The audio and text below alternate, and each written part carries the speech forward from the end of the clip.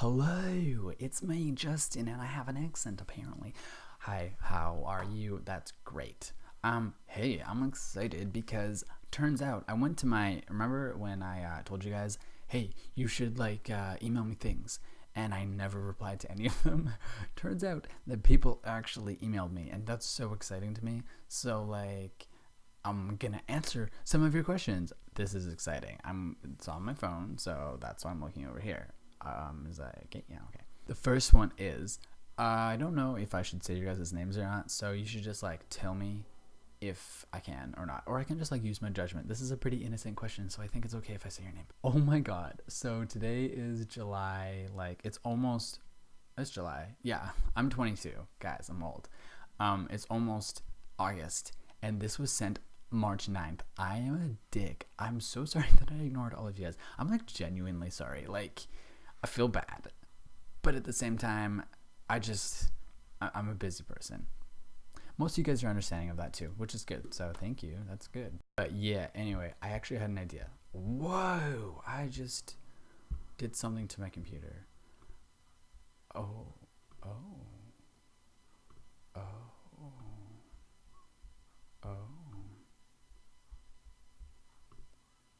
Why is this happening? Actually, I'm just gonna read them off of my computer because that's more fun, because I can look into your eyes as I'm answering your questions. Isn't that so exciting? Yes, it is. So the first question comes from Michael Starr with 2 R's. That's a really cool name. I enjoy it.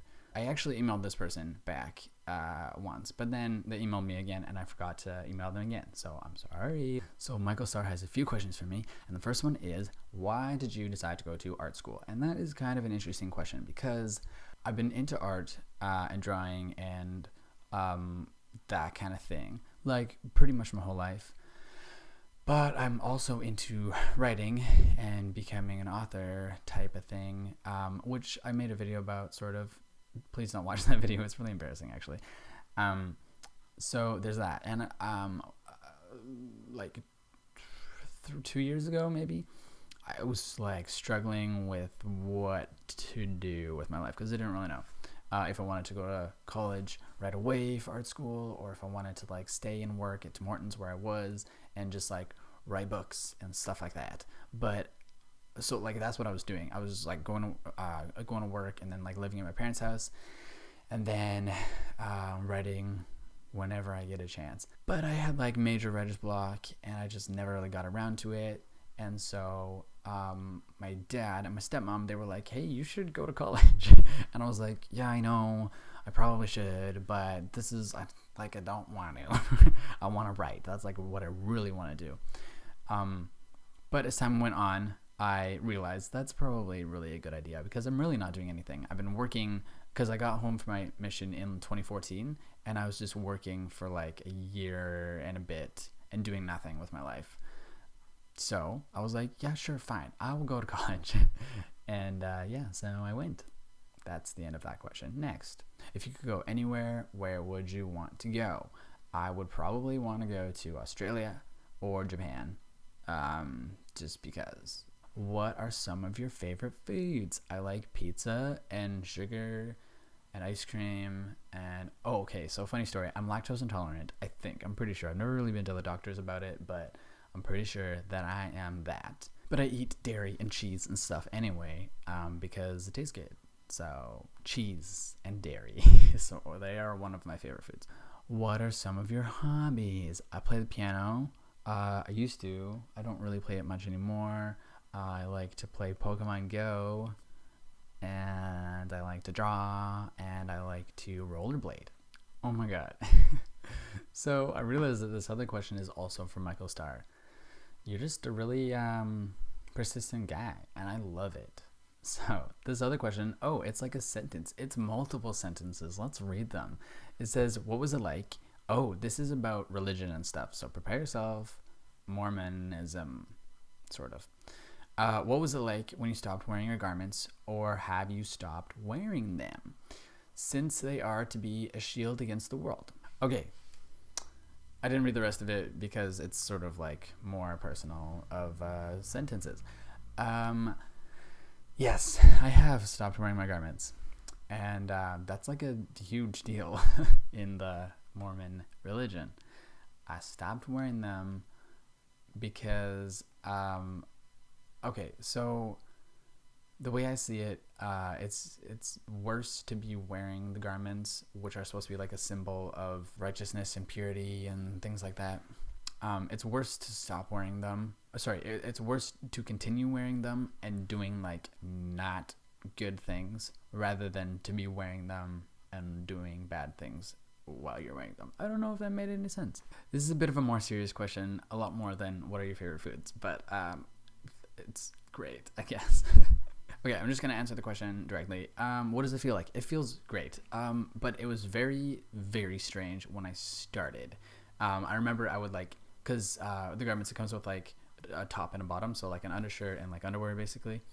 I would sometimes sleep without my shirt part on, like the top part, but I would keep the bottom on, and it was just like a progression. Like I would slowly not wear them, and then one day I just stopped completely.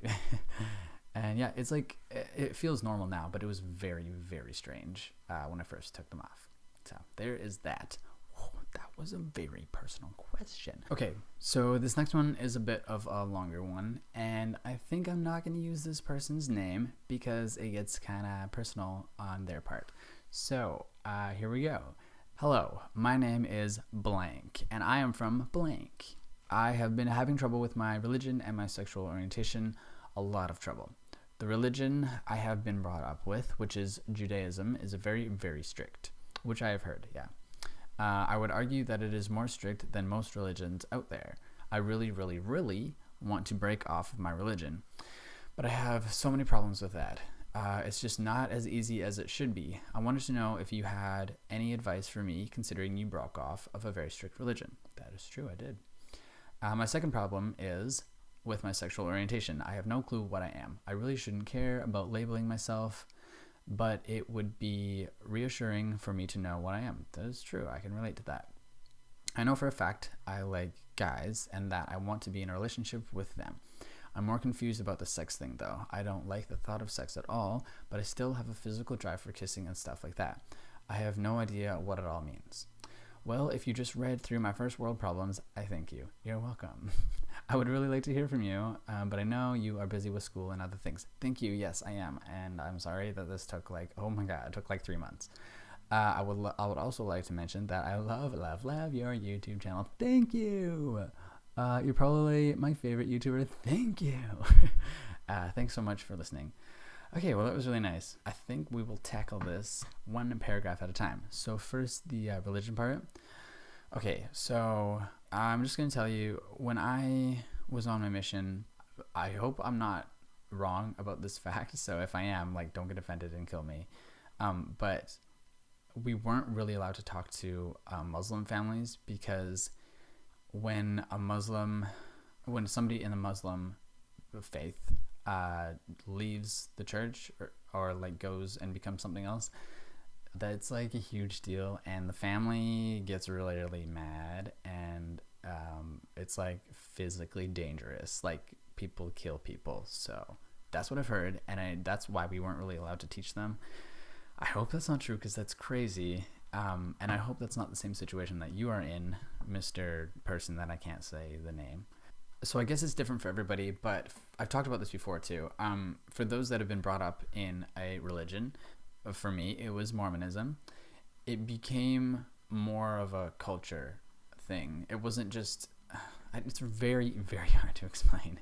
Like leaving the church, it wasn't so much as I don't believe this anymore and it's whatever. I'm just not going to do this thing anymore because it's something that I've been doing my whole life. And it was something that has been like, I say brainwash, and that sounds like such a negative thing, but it's just something that had been ingrained in my mind for so long, and it's hard to explain. But it was really difficult in so many ways to leave the church and to just like live life normally, and just living life without having that in my life. It just felt so wrong. Not like sinning wrong, it just felt like wrong with my body and myself, like something was off, you know. So it's not so easy to say it's your life, and if you don't believe this and you want something for your life, then just do it. Like, just don't go to church anymore and stop praying, because it doesn't matter. You can just stop, whatever. I do agree with that, but it's really hard to do. It's not as easy as it sounds. So yes, obviously it is your life, and you can't live for somebody else's beliefs. If your parents or whatever are pressuring you into going to church. I don't really know anything about Judaism.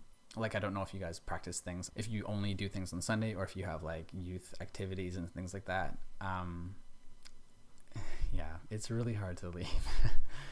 But obviously it's your life, and you need to choose what is right for you. And if that means leaving your family, and people, like, if it means that people are going to turn you away and reject you, then that's really shitty.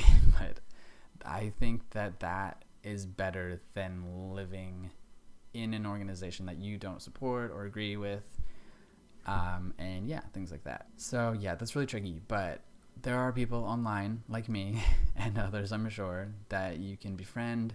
This is something that I actually have been thinking about a lot lately. That was difficult. People in your life, it's, for me at least, I like really attach myself onto people, and I get really afraid how I will be able to like live my life normally if these people leave me. For example, my friends from back home, before I moved to Vancouver, I really was afraid to move to Vancouver because I wasn't going to see them, and I wasn't going to see my family as much. And I really liked everybody. I loved everybody, whatever. Yeah, but you'll be surprised how quickly you can reattach yourself to other people. Not that it's good to attach yourself to people, but if that's something that you do, it's like you will be able to remake friends, and you'll be able to live normally and adapt to your surroundings, whether that be city life or whatever, or the people, your friends. And what I'm really trying to say is, yes, it's gonna suck if your family and friends or whoever rejects you. Maybe that's not even the case, but I'm just thinking of the worst case. But you will still be able to live a happy life and find others that you can surround yourself with, and they can be your new family. So it's not the end of the world, really. Anyway. Okay, so I hope that helped. The next portion of your question was sexual orientation. Okay, so obviously I talk about this a lot on this channel. I can definitely relate with not really knowing what you want and wanting to know what you are, but also understanding that it's a little bit stupid to need a label, But with that in mind, the most important thing to remember is that people have created labels. We define labels. Labels don't define us. So we're just going to keep inventing labels the more diverse and unique people's preferences are. For example, let me think of an example. Pansexual. Pansexual, to me, is pretty new. I've never really heard of it growing up. It's always been gay, bi, straight. So if you don't relate to any of the labels that already exist, you can make your own, or just not identify. It's pretty easy. For me, I made a video about this. I was like, oh, what was the sentence? It was pan-gray romantic. Oh, no, wait. Homo. I don't remember. Pan-gray romantic. Oh, pan-aesthetic. Pan-gray romantic. Homo-flexible, gray sexual. That's crazy. And it felt really great to know what it was, because I did my research and I did some soul searching or whatever. But I don't tell people, hey, I'm a pan-gray romantic, homo-flexible, gray sexual. That's not what I do. Labeling yourself is really not, it's more overrated. It's not as important as people think. And especially in today's society, it's becoming less and less important. It's really, you don't talk about it. It's just love who you love and find people who are compatible to you. But it doesn't matter. It doesn't matter what you are. Gays don't just have to hang out with gays and straights. Just people get intermingle. We are unifying more than before. Not perfect, of course, but we're getting really close, I think. But I can completely understand wanting to know what you are.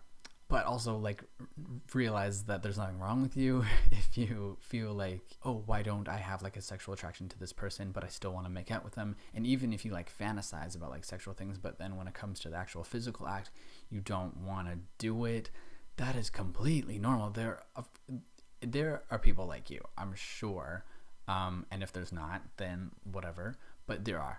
There's 7 billion people on this planet, I think. So there's going to be some diversity, but there's a lot of people that are going to be the same too. What was I going to say? Fuck. Oh, okay. This is another thing. I actually talked to my boyfriend about this the other day. I think that people don't realize, or people think that sexual orientations and things like that are more rigid, let me speak properly, than they actually are. Like, I used to think that anal sex was like the grossest thing in the world. I talked about it in a video, but I kind of like enjoy it now. It's just something that I had never really explored, and now I have, and it was great. Not to say that just because you haven't explored something doesn't mean you don't know what you already like, but I mean, preferences change is what I'm trying to say. And I think it's more common than people think for people to go from gay to bisexual, or bisexual to gay, or even gay to straight, or straight to gay. Like, sexuality is fluid. It's not like a huge ocean of changing, but like, maybe it is depending on the person, but like, it changes. Like, people evolve in a lot of ways. There's no reason, like, I used to not like eggs, and I like eggs now. I think I talked about this actually. It's not, why does sexuality have to be so different? Yes, sexuality is more complex than liking eggs, but it's still the same kind of thing, you know? So yeah, identify however you want. If you really want to know, search, do some research, do what I did, like really try and find out what words mean, maybe go to some groups and talk to people and see what you like. If you are of proper age and you feel comfortable with it, experiment sexually. It's not a bad thing. Sex is not a bad thing. Like, the world stigmatizes it, but it's not bad, in my opinion. I think I'm right. I probably am. But yeah, so I hope that helped you. Thank you for the long message, and thank you for enjoying my videos. I'm just gonna see if I missed anything in your question. I can't believe that you think that I'm one of your favorite YouTubers. That's crazy to me. Thanks. All right, well, this video, of course, is super long because that's what I do. So yeah, if you guys have any questions for me, I think my email is welcometomybrainsquash. Let me just check that. Yeah, it's welcometomybrainsquash. I don't know why. Welcome to my brain was already taken. So yeah, if you have any questions or you just want to tell me about yourself, you guys can email me. It's fun. I like interacting with people online. It's less intimidating. So yeah, okay, well, thanks for listening. This was fun. Let's do it again, probably in like a year, because I take so long to make videos. Sorry. I'm gonna go to work. Actually, I really need to go. I'm gonna be late. Yeah, okay, bye.